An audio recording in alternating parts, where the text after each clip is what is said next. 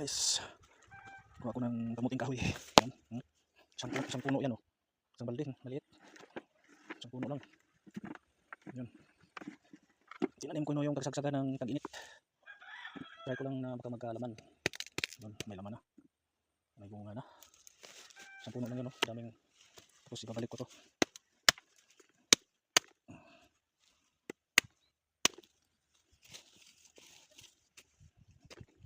Medyo malambot yung lupa dito. Kaya siguro madaming laman. Gagawin natin puto bibingka sa binagulan sa may bauan.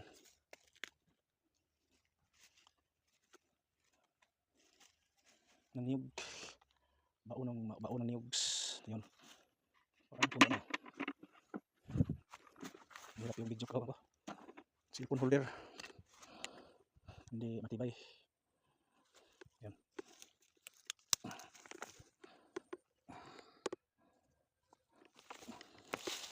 Yung kami.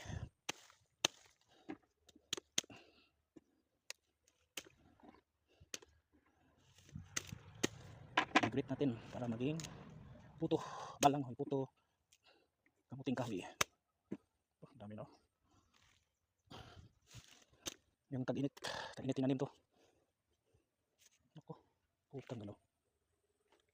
Sira yung ito yung grapes ko. Ito yung grapes na hindi nagtubo ng maganda dahil sa kamuting kahoy na tinanim ko. You know, parang namamatay na, oh. Galing pa naman to sa Luzon. Yung grapes. Ano to? Purple grapes. Pinaspasan ko pa to ng paglagay ng yung fertilizer. Yan, puno. Yan. Puno ng grapes. Siguro bunga na ngayon. May bunga na. Okay. Pero babalik na taniman pa rin natin kasi sayang tong punla. Pinupunla natin. Babalik natin dyan. Kasi naghirap ako na mag-shovel na ito para maging stockpile. Yun. Malambot kasi, bagag. Kaya siguro nagbunga ng dami-dami. Yung isang grapes. Oh. Ito yung panghuli kong binili. Ibang variety rin yun. Ibang variety rin yan. Dahil sa shade ng kamuting kahoy, hindi tumubo ng paspasan. So, alagaan natin yan. Next days siguro. Diba? Kasi itong mga kamuting kahoy na to, mahaba na. Hanggang doon, lagpas na dyan. So, may katayan. Kinuha ko yung mga galamay niya. Tapos, yun, tinanim ko dyan. Madami na. Madami siya, napadami. Pinula ko yan. Yan. Yun, may mani pa, oh. May peanut pa. So, binili ko sa city na peanut na may pakpak. Kasi tumubo kasi yung iba. Kaya tinanim na lang dyan. Kunti. Pwede rin paramihin yan. Ito yung mga kamuting kahoy. Tapos, sa next na to. Isa. Tapos dalawa. Mayroon pa doon. So, bala kong lagyan ng punlahan to para taniman. Kulang isa kasi yung susulo dito maglinis. Hirap magsulo. So, natos may yan, oh. Saging na 2 dekada na yata yan. Hindi pa namubunga. Ang klaseng saging yan. Nilipat ko yung kanya doon, oh. Upsyot. Yun. Tubo na. Pero ayaw lumaki. Baka ornamental na saging yan. O baka kulang ng fertilizer. So dito tayo focus. Gagawa tayo ng puto kamuting kahoy. Yan. So ito yun. Baka tutubo to. Dilahin na. Yan. So ito lang muna. Ano? Bali. Okay, abangan ang paggawa. Ito guys. Yan, dito. Malawak yung kuha natin. Tawag ko, bangguran. So dito natin ganun yung kamuting kahoy. Okay, 10 na.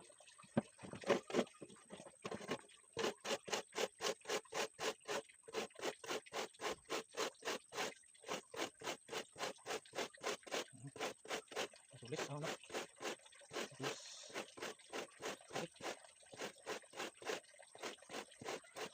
Too much sharp.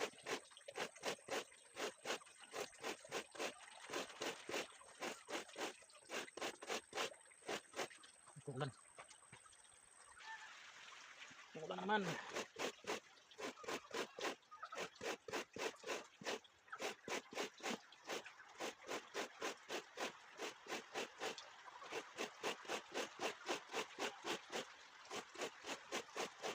Ilang oras kayo matapos to? Parang 2 oras na matapos. Tatlo. Bukas na tayo mag-upload ito ng video. Ayan. Oh!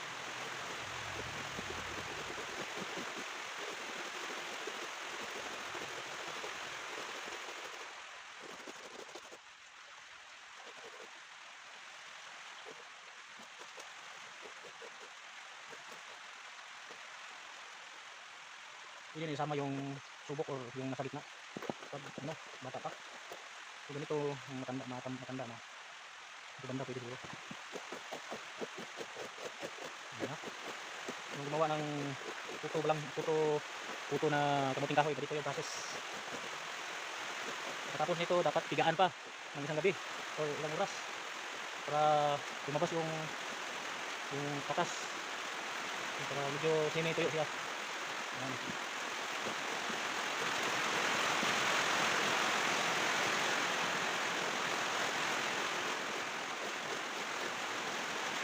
Wala kayong hulmahan na artificial, yung mga plastic or yung mga stainless, pwede yung baon ng niyog.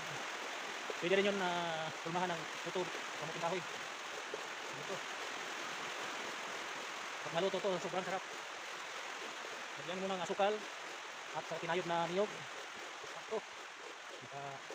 Mabalik-balikan mo yung pagawa.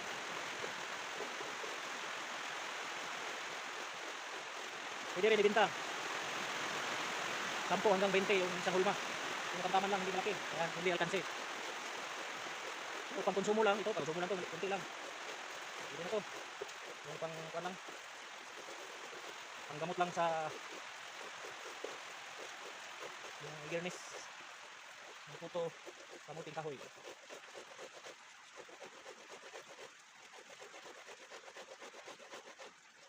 Sa Afrika, ganitong ginagawa nila sa Afrika. Kasi bihira lang sila magkainit yung lugar nila. Yung mga kamuting kahoy nila, mas marami. Pinaparami nila at binibinta. Kasi bihira lang yung palay sa kanila. Kahit yung nais. Kasi kunti lang yung ulan sa kanila, mas marami yung init. Lalo pag tag-init. Dito sa Pilipinas, kahit anong season pwede tanim to. Basta wag lang malibing or wala ng tubig na permanentihan. Hindi magpermanente yung tubig kasi masisira ito pag may tubig. Tapos mainam na yung buhaghag yung lupa. Kasi yun ang paborito niya na bilis na tumubo. Mabilis na tumubo pag buhaghag ang lupa.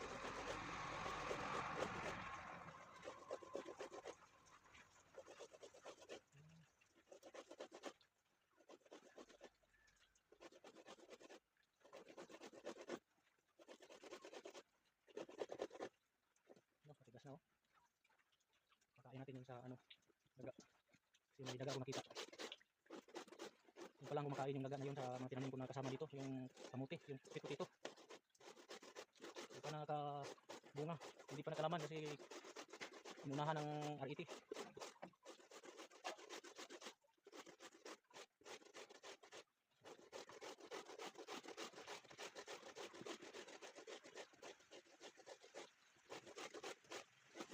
Hindi madali yung paghagod dito.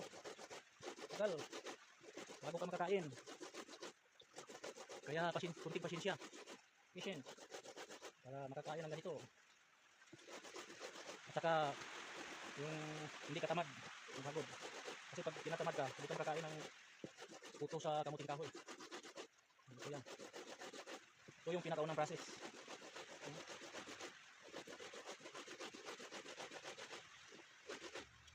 Ito tagal. Susulit naman to pag naluto na. Ito. Sarap. Ang sekreto dito, parang sumarap yung puto sa kamuting kahoy.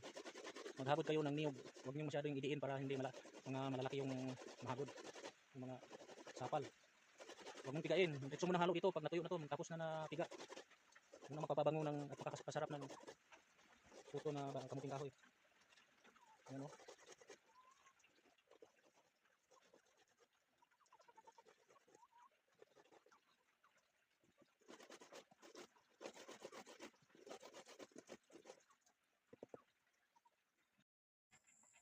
Guys, lipas natin sa sako kasi mas mabilis. Bilis mo mag-press, circuit yung gata out, ano, dagta yung tawag yan. Mabilis lumabas yung tubig niya kaysa sako ng harina. Okay lang sako sa harina kung kinaumagahan natin lutuin, pero gusto kong maluto ngayon kaya lipat natin sa sako. Ang gabi na, hindi pa tayo nakaluto. Yun.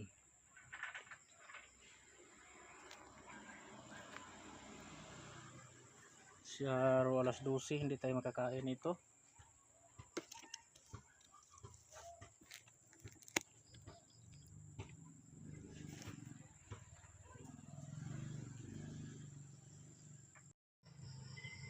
Yan guys, lagyan natin ng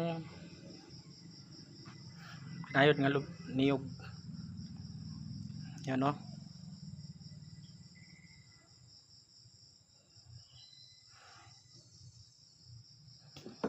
Yan.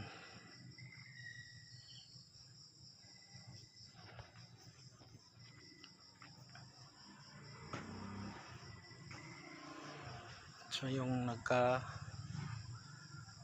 buhol dapat buwagin. Yan pa para dumami.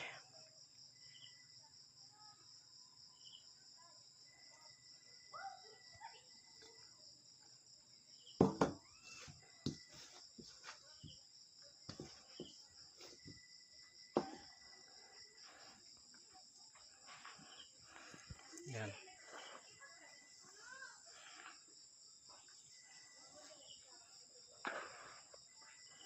Maliit yata yung planggana ko. Ba't ano?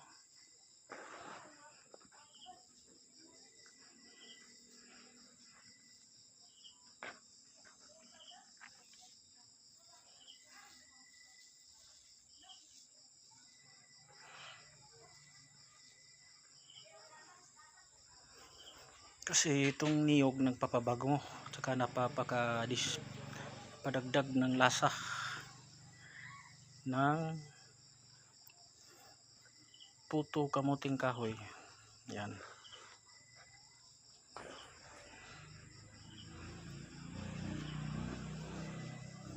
Mga isang taro siguro, 2 or 3. Katamtaman lang laki ng niyog. Mas maganda yung kuan, yung green pa, yung may gata na pero green pa, para mas masarap yun kaysa ganitong patay na. Okay pa rin to, wala nang iba. Ang aakyat pa tayo, hindi na tayo makaakyat ng niyog.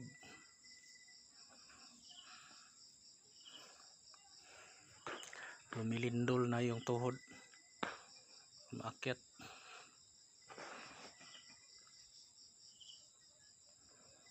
Yan.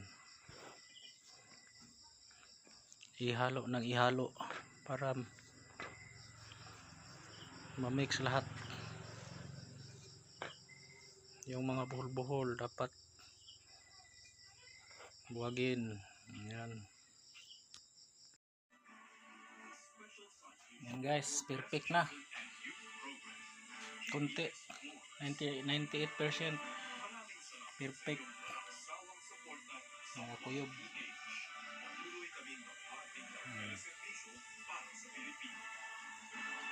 Puto di kamuting kahoy. Puto di kamuting kahoy. Iba pa naman ang meaning ng puto sa Spanish. Putong may biyak. Yan. Puto di kasaba. Puto di kasaba.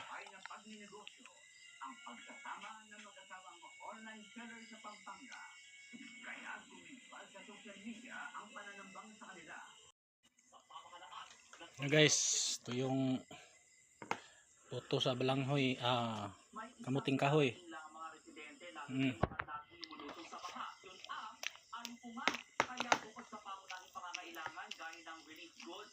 Yan.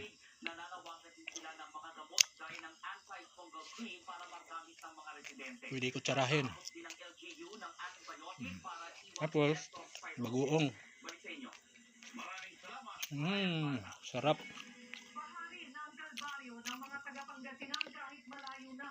Sili oh.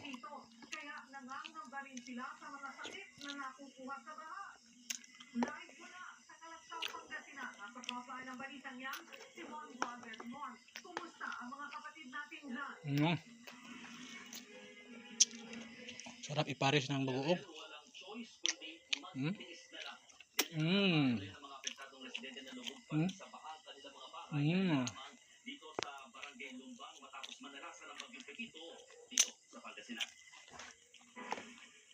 Walang nagpulaan pero lubog pa rin sa bahang barangay Songkil sa bayan ng Santa Barbara, Pangasinan.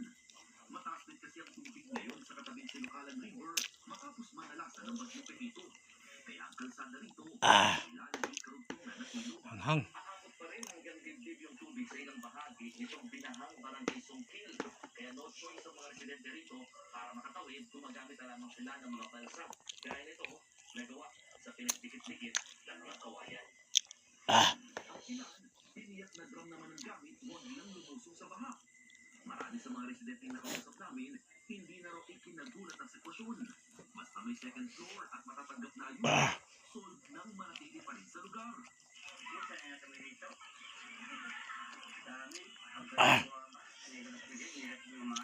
Hanghang.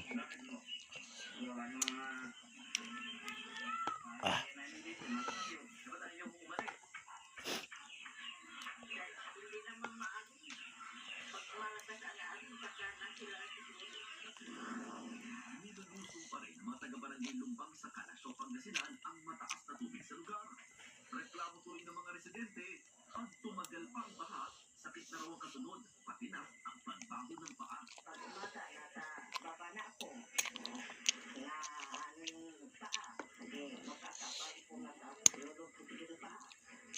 Ang masaklap, kaya mga tinanim nilang ampalaya, talong at malunggay sa likod Hapon, may hapon, hapunan. kasunod ng bagyong naranasan.